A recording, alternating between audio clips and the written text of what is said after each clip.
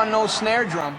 What's going on, everybody? This is Trendkill Radio, a rock news show about all things rock, except for when it's not. Brought to you by the Foundry Concert Club right here in Cleveland, Ohio. I am your host, Sean Ryan. And I'm Candy. Please, before we get started, we want you to... Wow, she just...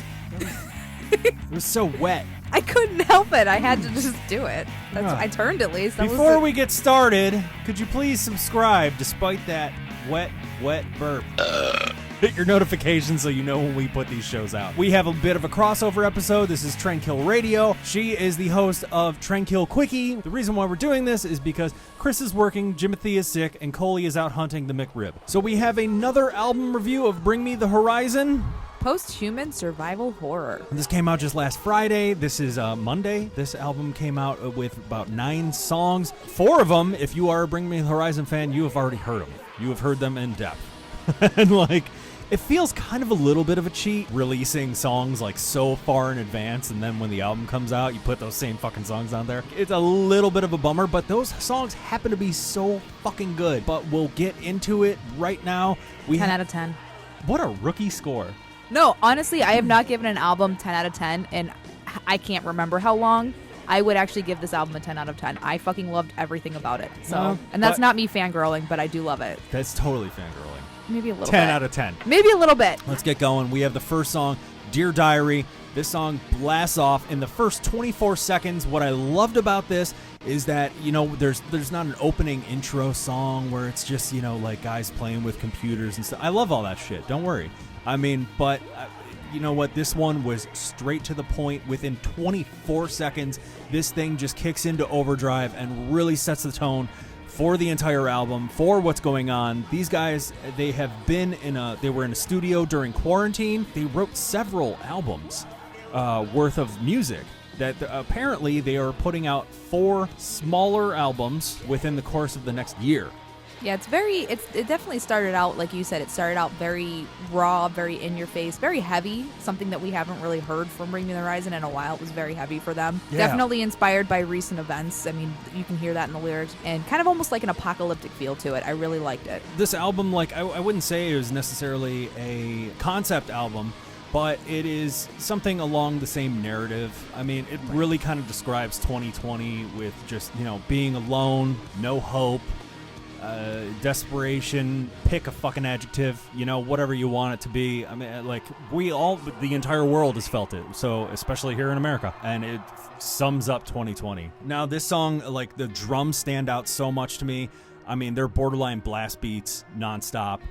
It's just crazy drums. Then the breakdown hits, and there's a new piece of news that just came out. People are accusing Bring Me the Horizon of stealing a guitar riff from the Deftones off of their song Swerve City. I did not hear that. I did not hear that comparison at all. Well, I'm going to play those for you right now.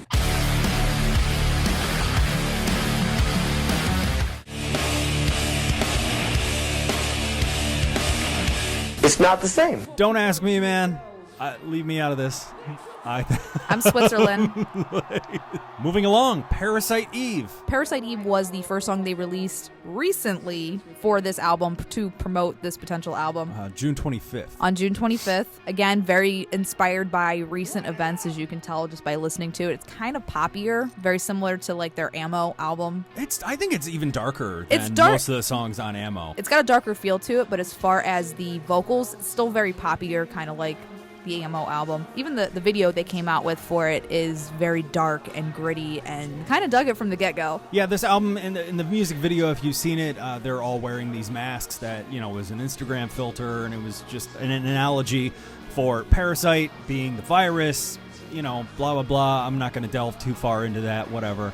I think it's honestly the catchiest song of the album. If you listen to the lyrics, I think they speak for themselves. Moving on, Teardrops. That was their last single that they put out right before this album. This is the poppiest song on the album. This one should get radio airplay, honest to God. I don't know if you're listening from around the world, but if you do live in Cleveland, where we are right here, they would rather play songs from 20 years ago. Nirvana. 30 years ago.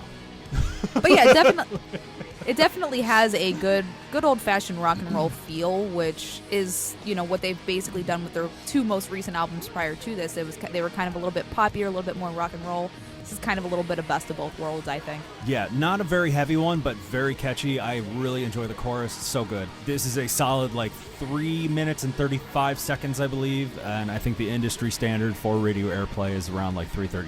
Best of luck to them if they ever, crack the radio market here in the U.S. more than they are. I mean, I would, honest to God, rather listen to them than The Offspring for the millionth time. If Falling in Reverse did it, I think Bring Me the Horizon can do it.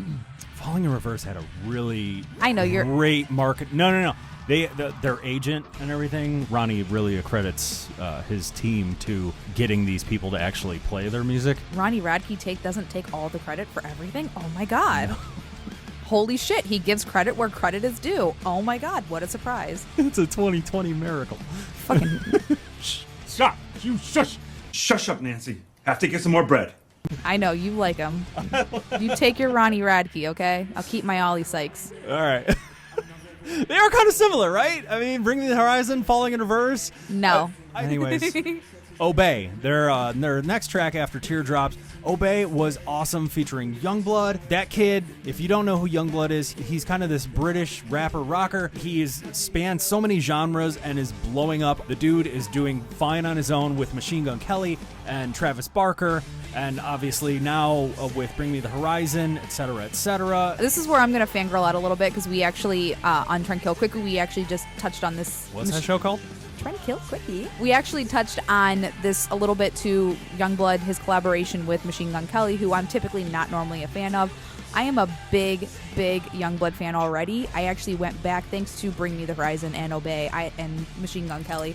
I actually did go back and I listened to a lot of Youngblood's solo stuff, and I will totally fangirl out over this kid. He's adorable. He's got pipes. He's got a message to say to people about a lot of topics that people don't want to talk about. And I would love to see more of him here in the U.S. I know he is UK based, but I would love to see more of him here. I think he is a talent that the U.S. definitely needs to see more of. One other thing I want to mention on this song, the blend of Ollie and Youngblood's vocals, fucking incredible. I agree. 2 different tones. Ollie's a good singer. We've heard that over the last 3 albums. He's a good singer. We never really would have thought of that, being a fan of Bring Me the Horizon prior to, when he was just a screamer. And then you've got Youngblood, who is traditionally a hip-hop. He started out in hip-hop and alternative, and he just kind of crossed over into the metal and rock and roll phase and pop punk, even with Machine Gun Kelly. He's got these pipes that I would have never even thought that he had, just looking at him and hearing his original stuff. Fucking love it. Youngblood is a great counterpart to Ollie Sykes in this song. My favorite is the video, though. If you haven't checked this out, it's these two. It's very like old Godzilla versus like Megatron or whatever the fuck Godzilla ever faced.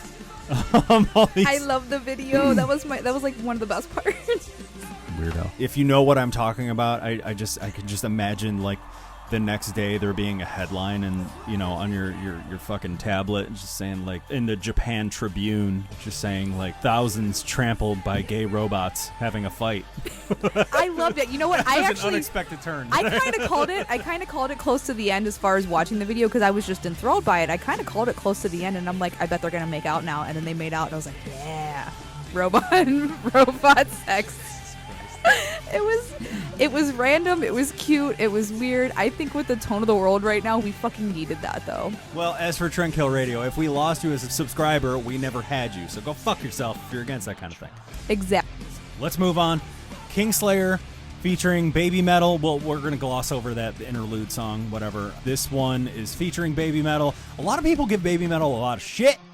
It's not particularly my thing. I get it, though. I got nothing against it. I mean, I know Rob Zombie's a big fan of him. Rob Halford, I think, has mentioned that he loves Baby Metal. Blah, blah, blah. It's mostly the fans that you'll see on fucking, Loudwire, Metal Sludge, Metal Injection, all these fucking people that just, oh, how dare you, suck. That's what you sound like. Okay.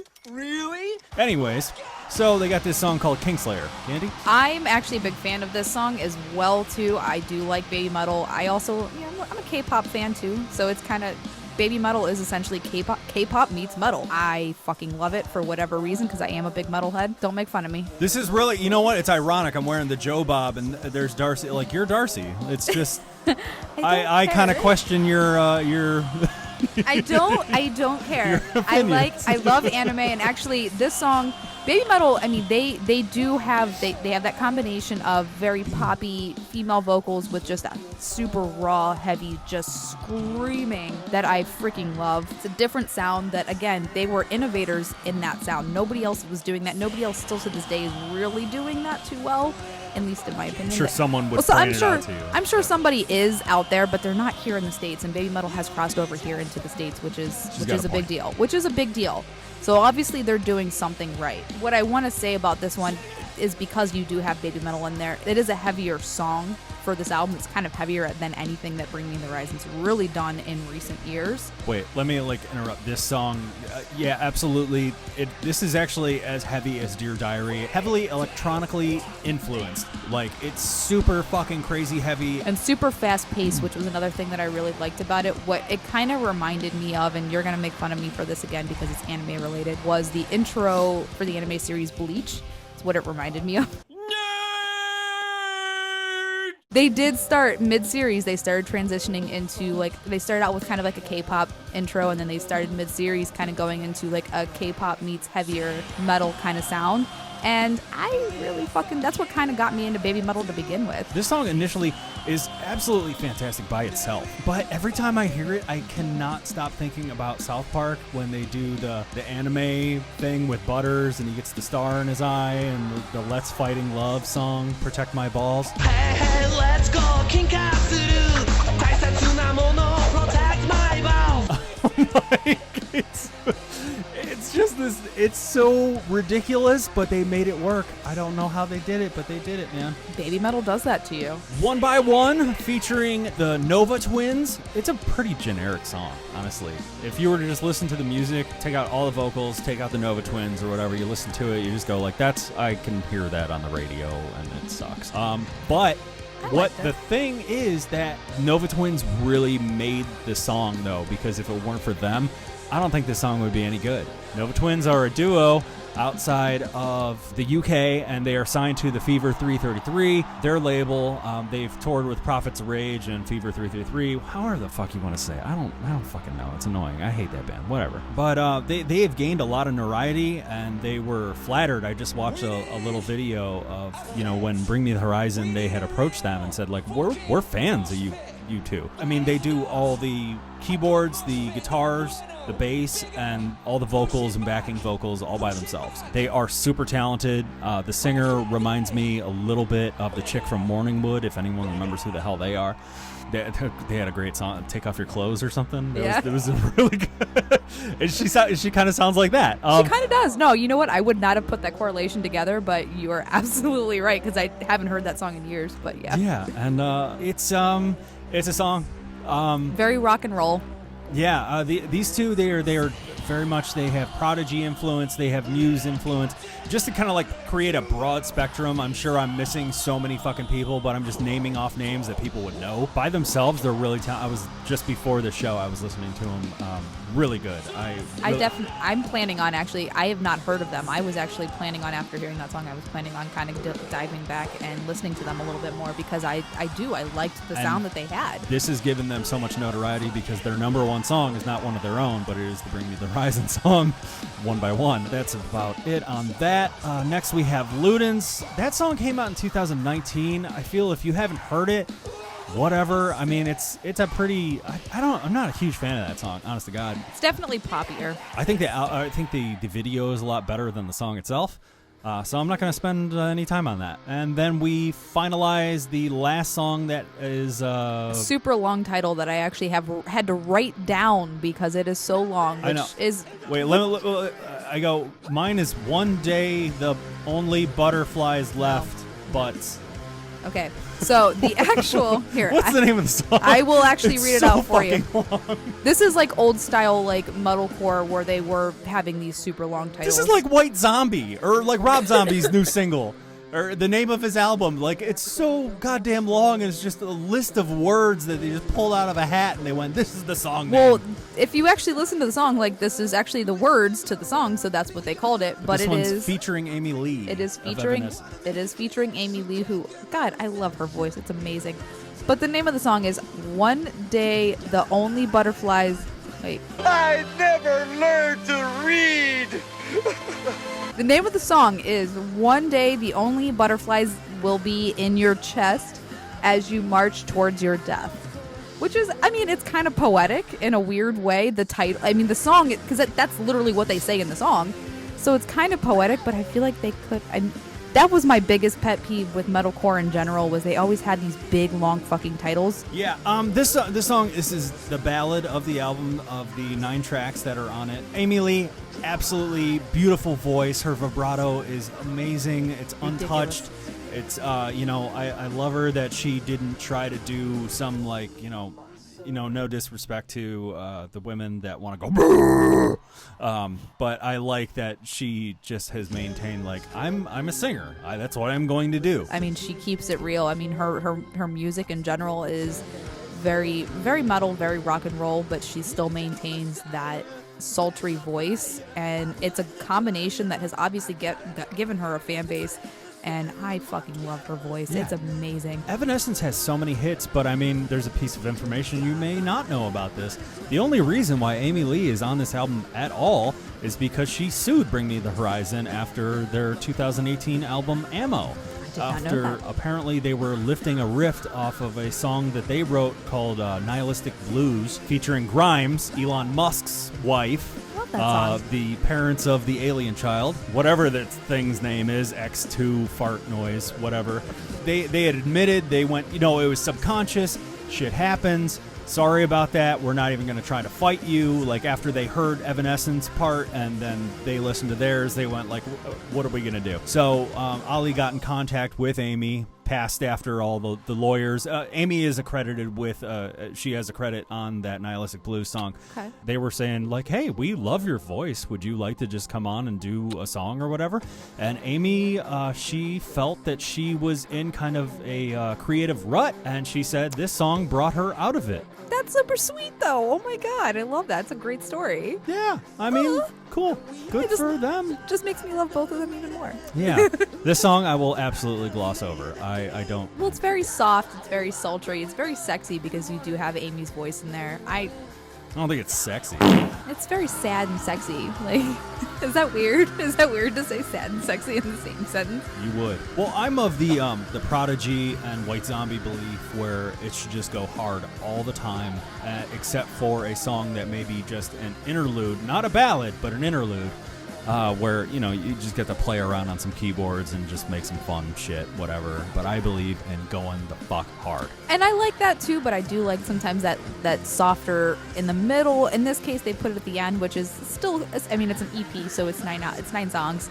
So putting it at the end there just kind of fit for me. It was a very fitting end to, it was a kind of a nice end to an apocalyptic feeling type album where everything just kind of sucks. And 2020 sucks. Okay, this has lasted way too long. Thank you guys so much for watching. Thank you so much for Candy for being here, helping us out. We were in a pickle. Coley, good luck on finding that McRib. Please follow us on Instagram, Facebook to a lesser extent, but make sure you subscribe, hit the notifications, please. Help us out. It's free content. We're not even giving you any ads. Come on now. That is about all that we have. We will see you guys next week. Be sure to check out her episode featuring Machine Gun Kelly and Youngblood that we were just talking about earlier. That'll be coming out this week. That's it. I am your host, Sean Ryan. And I'm Candy. And this has been Trend Kill Radio.